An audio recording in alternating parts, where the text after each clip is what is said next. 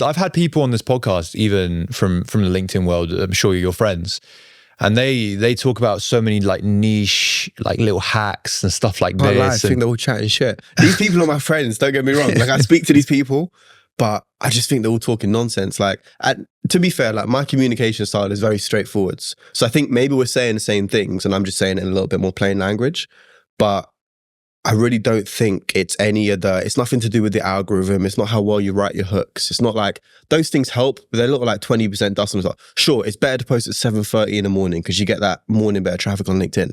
You should write a hook. Generally, you want it to say I in it or be a personal perspective because those hooks do better. There's tactical things you can do for LinkedIn that you learn over time. But fundamentally, if you just show up 5 times a week and write a piece of content that speaks to the problems your audience has, and you do that for a year, you'll make some money from it. And you'll learn along the way about all the hook writing and all the structures and all that bullshit. Like that will come to you. Fundamentally, just write to the person who has the problem that you want to solve and keep doing it until they message you. What are people doing wrong? That sounds insanely simple. So what are people doing wrong apart from the consistency piece? I was going to say, the thing people are doing wrong is they give up after 3 months. Okay, let's talk about that. So why do people give up after 3 months?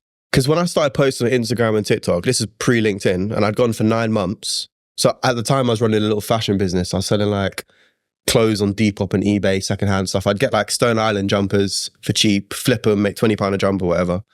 And I saw Gary Vee making all these videos like, oh, you should post on TikTok, Instagram, blah, blah, blah. So I said, all right. I kept seeing them come up and I was like, fuck it, I'll do it. I just quit my job as well, so I had more time. I posted on it for 9 months and I didn't make any money from it. Like I didn't make any more sales on my store. I randomly at the end of that 9 months had someone DM me and that person turned into my first social media contract. But for 9 months, like I didn't make any money from it. And I didn't even get that good at it by the end of 9 months because I like nowhere near as good as I am today. But I've just always had the mentality that if in 10 years I'm balling, this was time well spent. Because I started when I was like 19, 20. So I thought if by the time I'm 30, I can be good enough at something to make good money from it, I'll be cool. Like I've got the rest of my life to enjoy that money. And so 9 months wasn't really, I mean, I'm not going to say it was easy because I was fucking broke all the time and it was tough. But I'd always had the mentality that I'm just going to keep going until eventually it works. And so maybe 3 years since I first started posting content, I've got pretty good at it and I make decent money from it now. But I think a lot of the other things I've tried to venture into, like, oh, I've got a new offer. I'd do it for like a month and I wouldn't make a sale. And I think, oh, the offer must be shit. But that's not true. The offer's not shit. I just don't know how to sell it yet. There's so many different components of this car that needs to come together before it can drive. I'm used to just doing things for 30 days and not being good at them and thinking, oh, I must not be good at it. Whereas in reality, it just takes 90 days, 180 days, a year to actually substantially get good at something. Now I've been going for 3 years, I know that.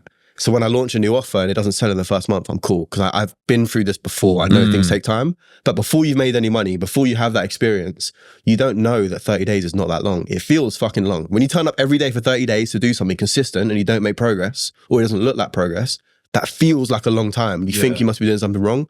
Now I know 30 days is the minimum to get good at anything. Do you know what I mean? I think that's the one thing I've really like taught myself as well is you can try really hard to try to get as many, from my perspective, like views and stuff as possible, but you have to be patient at the end of the day because though if you develop good quality content, it will get views, but you just have to be patient about it. So I think it goes across the board, really. I agree. You brought 2 things to mind. The first is that patience isn't a feeling, patience is a behavior.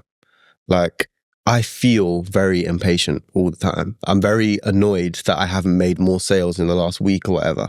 When I go the way sales works is sometimes you have 3 calls in a row and you close 3. Sometimes you have 5 calls in a row and you close none. So when I go through 5 calls in a row and I've closed none, I feel impatient. My behavior says, since I was 19 and I first started a business that eventually started making some money, till almost being 26 now, I've had periods where I've slowed down. I've had periods where I've been unable to get out of bed. I've had periods where I haven't been going all out. But 6 years later, I'm still here. So I must be patient. I'm a patient person because 6 years later, I'm still doing roughly the same thing. I might feel impatient, but patience isn't a feeling. Patience is a behavior.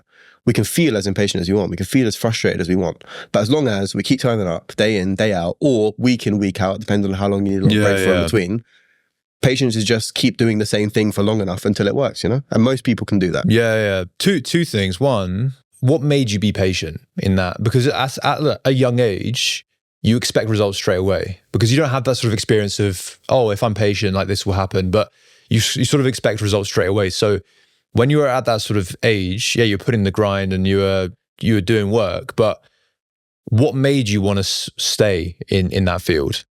I think that's almost the point I'm making, is that I didn't think I was being patient. I felt very impatient. I felt very annoyed that I'm 21 and I've not made loads of money. But what I'm saying is, like, you weren't seeing the results straight away.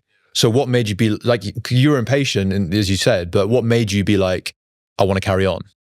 I didn't really have another choice. Like the last time I actually fully quit my business once. Like, I was going to shut down the company. I put in all the paperwork to remove myself as a shareholder. I was like, fuck this shit. Basically, I'd had my first like 15K, 13K month, something like that. And so I thought I was a big boy entrepreneur now. So I took all that money I made and I hired a team. I got like this £3,000 a month coach. Like, I spent all the money. And then the next month I was actually in debt, like 3K of shit I couldn't pay for. So I'd just gotten from 15 up, which was like almost a whole year's salary for me at the time, to being 3 down. And it just completely fucked my mental. Like, I couldn't handle it. So I handed in all the paperwork. I packed up the business. I said to my mum, I need to find a job. She started helping me find jobs, And then I was looking at like, what jobs can I do? And I was like, right, I can go be a project manager again, make like 30K, 35K. I could go into social media now. I've been doing that for a bit, but I'll be junior level. So I'm going to make like 20K. And I was thinking like, I actually don't have any other options now. Like, the route I've gone down mean that all my mates went to Oxford and now they're all doing investment banking and they're all doctors and lawyers and shit. And I didn't do that. I decided that I was going to do this business thing. So I don't have another choice now. Like, there's nothing. If there was another alternative that made me happy and made me money and I could live a comfortable life in, I would do it. But knowing that in the social media game, I stick it out for 3 years and I make some decent money from it. And if I go to corporate, I'm gonna have to stick it out for like 20 years just to get to the same point. I don't have a choice. I have to do this now. Do you know what I mean? That's crazy though. Like, so you went from like 15K up to like then basically in a hole. Yeah, that was a long day, man. That was a long fucking day. I just made some bad choices. Lessons that I can take forward now, but at the time, just bad choices. But on the surface, all these like LinkedIn influencers, like everything's all dandy, like everything's always good. Like loads of clients all the time, like they're always thriving. I think it's because we live in a world where a lot of our content is around sales and marketing. Like, oh, I signed a client, I made X revenue, I must be doing well. But like, that's not running a business. That's you being good at convincing people on the front end to give you money for something. But doing that in a sustainable way every single month and then retaining those people on the back end, there's all sorts of other shit you got to work out and be good at that I'm not good at. Like, I'm still learning to do, you know? So yeah, I'm fucking good at lead gen. I know how to get leads in and I know how to make sales. But running a successful business, that means I'm not just doing that stuff, but my team's doing that stuff as well. And I'm delivering results for my clients. There's all sorts of stuff I got to learn before the whole thing is working, you know? I want to ask you a question about this. This is the second part of my question was, so there is a line between being patient and sticking out something too long and pivoting, right? So at what point are you like, okay, you know what? I've been patient enough. Like, should I pivot now? Like, what's the decision I should make here? Yeah, that's tough. That is hard. And I still have to make that decision all the time now, right? As I'm adjusting my offer. I tried to strip the emotion out of the decision and say, like, logically, have I done this long enough to really know? Like, one of my friends, she just signed 3 clients in. They all brought about 6K in revenue. And then in the first month, she lost all 3 of them. Wow. Now, that could be a unlucky streak. Sometimes clients just leave. Maybe there's something wrong with service. It is what it is. But as emotionally painful as that feels, logically, that is not evidence that you're not good at what you do. Because that could just be the first 3. You don't know what's going to happen for the next 3 and the next 3. Realistically, you probably need to get like 20 to 30 clients in before you can objectively say, right, something's wrong if this keeps happening. But emotionally, can you pick yourself up again and get the next 3? And if they leave, can you pick yourself up again and get the next 3?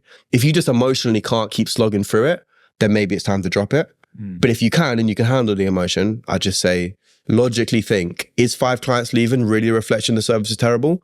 Or is that just a part of the game and I need more time to learn, you know? Normally, logically, you can work out if it actually has been too long or not. But humans aren't just logical, you know? We're emotional. And sometimes it's hard to make 15K one month and then lose it all the next.